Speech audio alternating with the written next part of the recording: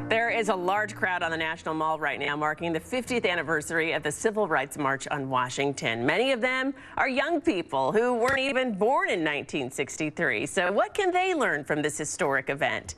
HLN contributor Jason Johnson is there. He joins us.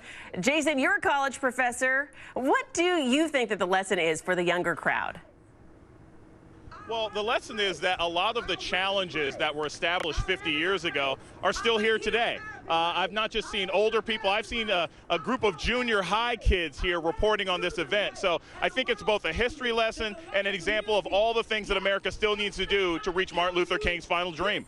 I find it so interesting, you know, when you talk to young people these days, and some of them, they just really have no clue about what happened back then. And it seems like 100 years ago, 200 years ago to them. What do your students say?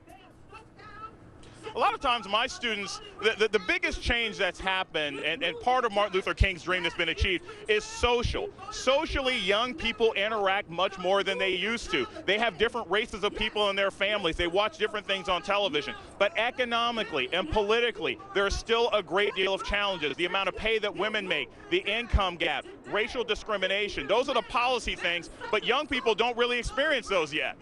You make a great point there. And I find it interesting, at least from some of my experiences in the South and in newsrooms, getting to know people, it seems that some of the younger generations are the ones that are more open to equal civil rights. What would you say, looking ahead for a lot of the young people, what else needs to be done? I know you just mentioned a few things.